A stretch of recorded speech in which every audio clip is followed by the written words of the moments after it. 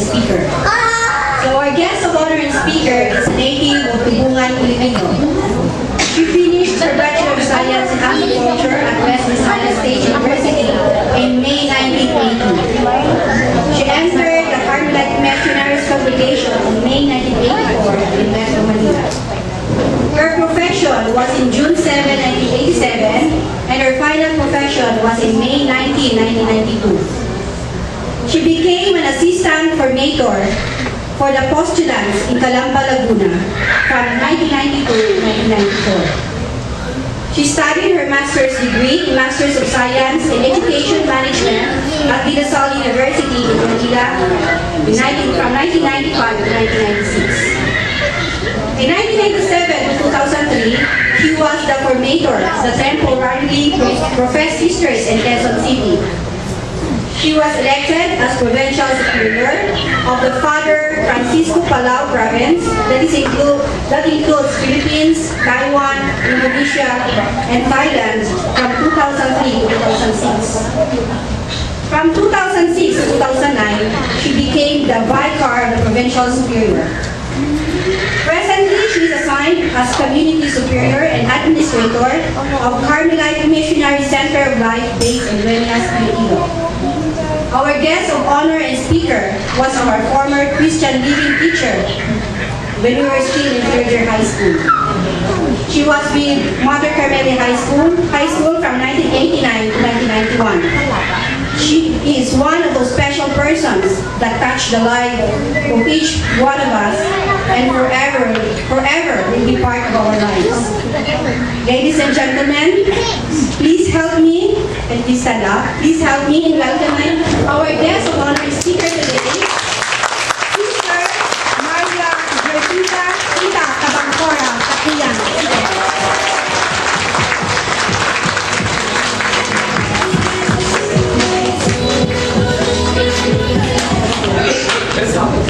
Okay, thank you very much for the wonderful education.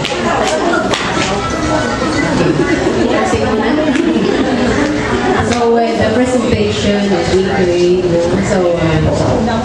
not only I suppose, but many of us were carried-eyed. Diba? Yes. Parang gusto natin bumalik sa matter. And really it was a wonderful experience for 4 years in Mother Carmeli because it was a foundation of where we are now. When I received the invitation, Sister, pwede kang mag-guest speaker. Okay, to share with us some wisdom, words of wisdom. Okay, so because supposedly this is the role of Sister Cora, because she is having her retreat now. So okay, anyway, I am praying, so I'm very glad to accept the invitation. Although I was only with you until 1991, so you were third year high school then, but I was trying to recall complete persons. Of course, number one, si Rene, kasi siya ko lagi tinatawag ni Sister. And every time we go back to the community, so okay, storya. And we of course discuss many things that happened in the school during the day. But when you were presenting the slide, the presentation, I remember a very significant classmate of yours. And I accompanied this person very well. And I think she's not here now. Si Lynette. Lynette. Darao Sumagyo. Ate, hindi namon classmate. Hindi namon batch. Aso sa mali pala ako. So,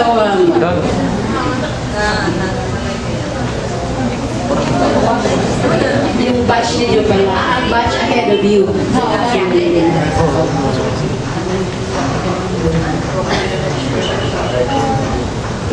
Gatherings like this, although this is also my first time to attend reunion. But I treasure moments like this because it is a time for me to share also what I have learned or what I think will help each one of you. When I was assigned in Mater, it was 1989 to 91, I was still a junior. A junior like Sister Lana. So junior na, I was still trying to capture or to consolidate my life. Ito ba talaga yung buhay ko? Or am I called somewhere else? It was in Mater when I said, yes, this is the life for me. Because really I was glorified there, in my community life, prayer life, in my apostolic life, and I would always remember, look back with gratitude, the back of the CAP office. Because it was my sacred space. Now, at the end of the day, I feel so haggard, I feel so exhausted that I just go at the back of the CAP office and I feel refreshed. So I realized now that, yun pala ang aking sacred space. Okay. So why gather together? Why gather and reminisce things? I know now you have already reached certain accomplishment. You have reached a certain stage in your life. And kumbaga lahat kayo, mga past 30. 36, 37. Okay, so midlife, that means you are moving up and you are reaching the peak. Or some of you are already at the peak. And when you reach the peak, of course, you would ask yourself, okay, where shall I go from here? Kasi kung peak na kayo, pinaka-peak na yan, talagang you'll start asking yourself, saan ko pupunta? Okay. And that is the time that you will treasure very much the things that you have experienced in the past. Because if there are many things that are not settled the past, talagang babalikan niya. Yun ang tinatawag natin ba na midlife? Babalikan niya. Because you will move forward if there is something unsettled in the past. That is why it is nice to gather together and to recall and to reminisce. And kung mga magagandang experiences yun, so i-deepen ninyo. Kung hindi maganda, then kailangan ng aayusin. So that you can move forward in the second part of your life. So that is why we gather, because of that. And when you have captured that significant experience, when you have captured the meaning, yung kahulugan sa ninyo, maaari ako di man, nag-major na ako, nagkapitan na ako, nag-manager na ako, then what? Then what? Am I living my life fully? Is this the purpose of my existence? Or am I not? Okay. Ako, expertise ko na diran, ang dyan sa kulang na pala. Ang muna tanaw na ito, naanuin ang kulang. Because, of course, you learn from matter na we are all spirits. So, may lawas kita, may psyche, may kalag, may spirit. So, physically, we are already 30 in our 30s. Okay, kayo. Ako yung 50s. Sister Ives yan sa 80s na saya yan. So, age of wisdom na saya yan. Okay. But then, physically, we are mature. But psychologically and spiritually, are we? And that's the question we have to answer even if you are alone. Not even our partners in life would answer this. So are we? Or am I ready to face my God? So that is why I've been sharing this to others. Physically, we have different parts of our body. May skeletal, may muscular, digestive system, Doctora Doors, okay, nervous system, etc. Different systems of the body. But our psyche, our soul has also different parts. Alam ba niyo yan? Wala pa. Ano ko muna? Very touchy kasi ito. Okay. So our soul has also parts. Pero hindi siya system. They are called faculties. The faculties, tatlo lang. The faculties of the intellect, the memory, and the will. The faculties of intellect, memory, and the will. Actually, what we are exploring at this moment is the faculty of the memory. And of the three faculties, the most wounded is the memory. Memory kasi dyan, marami ang mga okay lang kung maganda experience in the past, So you would always reminisce that. You'd always treasure that in your heart. Pero kung painful, then that is what we are hiding under the carpet. Okay. So this memory needs a lot of healing. Healing. So, ang healing kasi sa psyche natin, hindi po nadalun sa operating room. Hindi. So we need to relate to one another. So that is why we gather, because when we heal memories, when we heal certain experiences in the past, we need to say that. So, kaya siguro experience niyo kayo habang nanonood at habang nagkukwentuhan, there is a feeling of lightness. I feeling why? Because something is uncovered, something is going back, something is something, again, we call to mind, and to check whether this one is leading me somewhere. Okay, so that is the memory. And of course, yung intellect natin, kung anong ginapit natin sa intellect, then yan ang ginamit. So the intellect is always attracted to the truth. Kasi yung tatlo ka faculties, simple lang gini siya. Kag tatlo man, hindi ka faculty, tatlo ka kabutang, absolute things that they are attracted to. And once you have this, then makita mo, diri ako parang.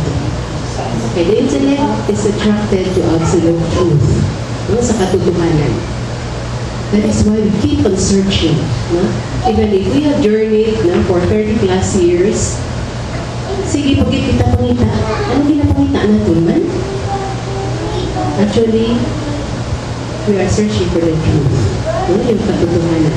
Katotohanan sa ating buhay. So if you are always living in the truth, then the truth will set you free. Although there are times when truth is painful. Pero, para nga ma-libre ka, para nga ma-free ka sila dira, sa iyong activity, you have to face the truth. Okay, the truth is, am I true to myself? Am I true to my partner? Am I true to my mission? If I am working as, for example, as a manager or as an employee, am I following the truth? Diba, ano na ninyo your conscience will tell that. And that is where the intellect is attracted to. And the memory, the most wounded part, is attracted to beauty. Sa katahom. So beauty is not just the physical beauty, but beauty that will lead you to the absolute beauty that will lead you to eternal relationship to the beauty that is only seen in God. So yung mga katahong ba, no, yung mga ginatanaw nato, no, ang mga ginahimo nato, ang gina-target nato sa kabuhi nato, is this the beauty that leads me to eternal beauty? Or do I use my resources in beautiful things that are just passing? So, okay, we are all Carmelians, kaya wala natin na, no? Tagituloy na sa amin Christian Living 1 na Christian Living 4. No? And even if you are not already mother, I know you know that. No? Because your conscience is always in you. Okay, so, memory na to is always attracted to beautiful things or to absolute beauty. And the third, and this is very difficult, is the will. The faculty of the will is always attracted or geared towards good things. Yung tama, no? Goodness. No? So, the will is blind. Blind in siya. Pero sino ang nagagiya sa iya? Ang intellect at ang memory. Ang intellect, kasi alam niyo, no? Dahil siya nabalaan. So that is why ito ang magiya sa atong will. Okay, what is, ano yung will? No? Yung pagkubra, yung paghimo sa utang. So this will no, is an appetitive faculty. No? This is not, cannot see, no? But it can give you a tremendous force. That is why if the intellect is very much connected with your will, dali lang na. Pero ang problema, ang hindi na ito nahimo ang tama.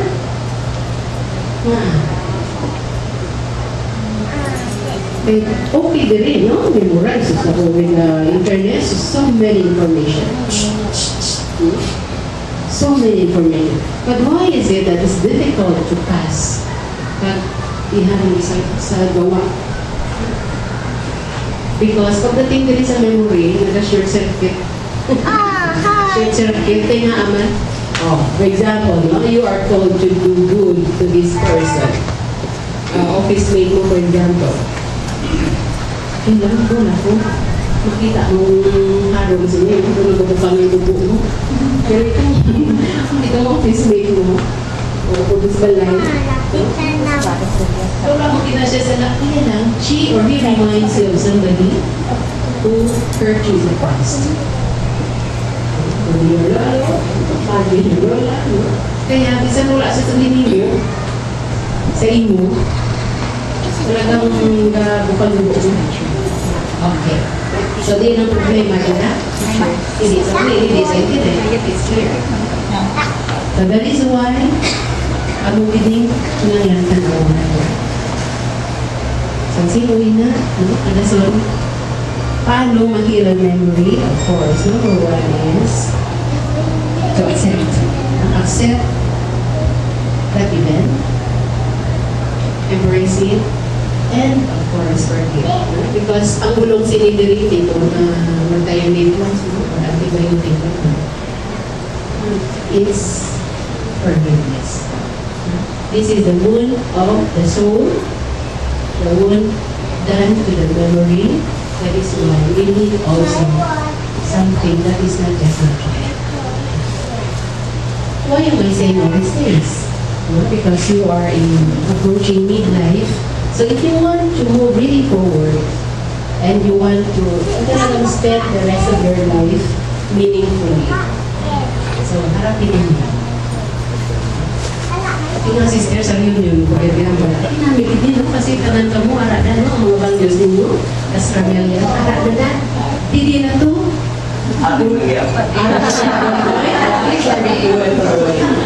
So,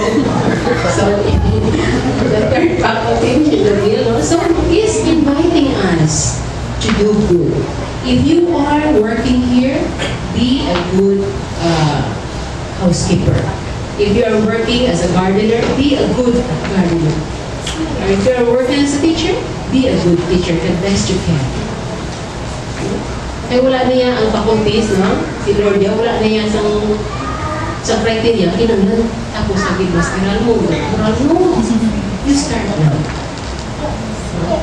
So, wherever you are, be a good person the Lord is inviting you to. And, of course, long process yan. Pero, kung gusto mo pwede. Okay, marami kasi yan nakita eh. So, this is the intellect, the memory, and the speech. And, the Lord is asking us, and He has given us already many things. Depende lang na sa ato, paano kita magamit sila. Kasi kung kaisa, kung nadaw, nagkita itong kwarta mo lang, o kung wala makita kwarta, so, ang perspective sa kabuhi, nagkaiba man, which is not. No? Whether you are up there, or down, or just in the middle, perspective, essentials must always be the same. It must not change. So, ang problema sa buhay, bibiro ka mo? Diyan na? Okay, so each one of you will answer that. Pag-give within your hearts. So, ako lang na kung kaisa, ang kabuhi na ito, ang meaning, ang kahulugan ng kabuhi, depende kung pila sugod sa ibuha mo sino. Suguda. No. Or material. Because all these things will pass away. What will remain are the things that you could not see for the present at the moment. May katukan kita yan, no? Nga, it will last forever. Kag sa kita mag-prepare sina? So, the physical body will go back to Mother Earth. Diba? And our soul and spirit will go back to its eternal home. Anong dalo niya sini? Kung ano ang natunan. Kung ano ang pangabuhi, kung ano ang obra sa will na tuloy. So, I hope that as you move forward, as you journey towards the end of your life or towards your goal, you will always bear this in mind.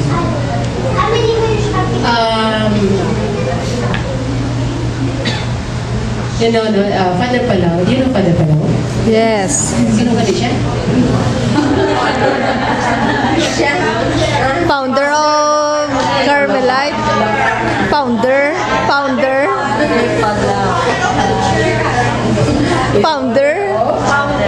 of the Carmelite. Okay. O ano?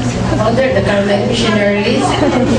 Ato iway naging Sino ganit taas sa Christian Living, Kasi during your time, wala pa na masyado, hindi pa siya gina-introduce sa mga bata.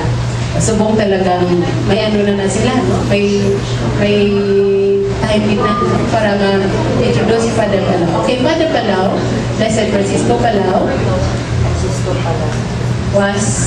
is a founder of the Carmelite Missionaries, the sisters na nag-administer sa Mater Carmelis School. Okay, pamati ka mo, because he has only one vision or one desire in his life, and his desire was to tell the whole world na mahambalan ang tanan-tanan that ikaw simbahan, you o church, kita, is beautiful. Na kita matahong. So, ang problema, do we accept that we are beautiful? Yes. Do we? Yes. Nagaluhin na yun? Yes. Okay. So, beauty is not just here. Ako sa muna, nung nagatudlo ako sa Mater, Sino ba yung nagkata ko? Talagang gin-trigger niya ako sa akin pagka-beautiful. No? Ano man, no? Because I was teaching, of course, no, kay junior ako. No? So I was trying still to gather, no, all my resources, no? And then ang issue ko to sa una yan, no, ang ako beauty, no? Because when I was small, I heard somebody, ay, ano mo nagkataman? Because remember, now we are 11. 11 kami magutod. Huwag mo kamalo sila na. 11, and I am the 11. Ako ang bunso, no? So, eldest naman, babae, lalaki, lalaki. And then babae, lalaki, babae, and then tita. And I was always compared to the 9th and the 10th. Kasi pareho ang teacher namin. Kasi sabi nung, marinig ko yan, ay, mga si tita, wala niya kasaka sa stage. Nakamango na sa iyang. It was a very big slap, no, in my memory. Wala na siya kasaka sa stage. But, okay, during that time, no, hindi ko lang pinansin, pero grabe pala. No, grabe, yung parang naging buno ako sa cellphone niya. And then, I would hear the co-teacher of my sister. Kasi ang isa ko ka-sister, teacher ko. So you can just see, no? Imagine the gap. Ang isa ko ang pang-5 na mo na utod, teacher ko. So she said, one time, she said, ay, Tiri, utod mo ni? I was still very small. Utod mo ni? Ay, napalo, ay, manasaya. Aray! Okay, another wound dug in my heart. Memory. And then, sabi ng isa din, ay, utod mo ni? Nga daw pala, gini, ang iyang ilong yaw, tanaw pala. Naku, ang ilong ko, nagpinakpangaluyan. No, sabi nila, okay. Sabi ko, okay lang yan siguro, no? But then, it dug a very big hole in my heart. So, all the while when I was growing up, I said, siguro ang beauty depends on the physical, etc. At saka yung sa mga advertisements mo na sa TV, siyempre, makita mo yan, ang mga ganda talaga. Tama, sabi, Kaya nga mga muna ako sa mga burong-burong, sa mga makakapatak. So, because of that, wala na gina-una, no? Hindi ako kapasaryo na. But it was my experience with the Lord. Okay. Di nga kunang ilong mo, na ba? Anong klase hangin kasunod Parehas. Yeah, it was my experience in prayer, no? Kung ang ilong mo ba, ang musina, iba ba nga klase hangin? Ay, tuod mo, nga kung taasin na, kung nabangan, kung ilungan, o kung hindi. And the Lord revealed to me, no, it's the same air.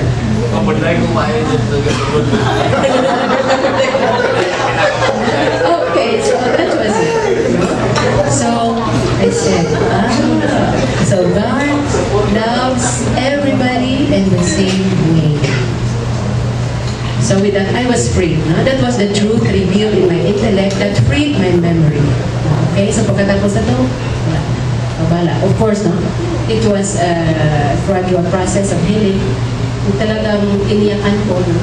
And now I can speak in front of people, even sharing this, no? Because it has freed me. So,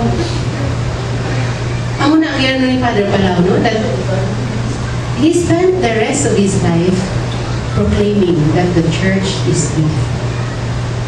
At sino yung simbahan? Kita. So, inaglan ko umpisa dyan, batol ko ba yan? Batol ko ba ang kaubalingon ko? And I say to the whole world, to my family, to my partner, that I am beautiful. Okay. So, kayo lang magkasagot yan. And kung hindi pa, that means there are still many areas to be healed, no? To be purified, and we need a lot of intense relationship with the Lord. At siya lang, makahilot, at saka tayo. So with our cooperation, the grace of God is always there. So, spirituality, yung spirit ni Father Palaw, yung hamuna hasta subong mo, sharing to us that we, members of the church, is so, kung ma-purify na itong tatlo na internet, no, we always looking for the truth, searching for the truth, and if you have the truth, so the truth will set you free. The memory is free, so eventually you will meet the most beautiful person, and of course through our will. If we are always doing good, then if time comes, ready to meet. So I am not here to scare you, but just to remind you that we are all journeying forward, journeying towards our goal. So since we are all Carmelians, so as what Sister I said kainan, so kita ay lang kita sa babaw niya para nga mag-reunion naman kita to. Sister, nag-react kayo na si Claudette, nag-react kay Sister Pai. Wala na nag-react.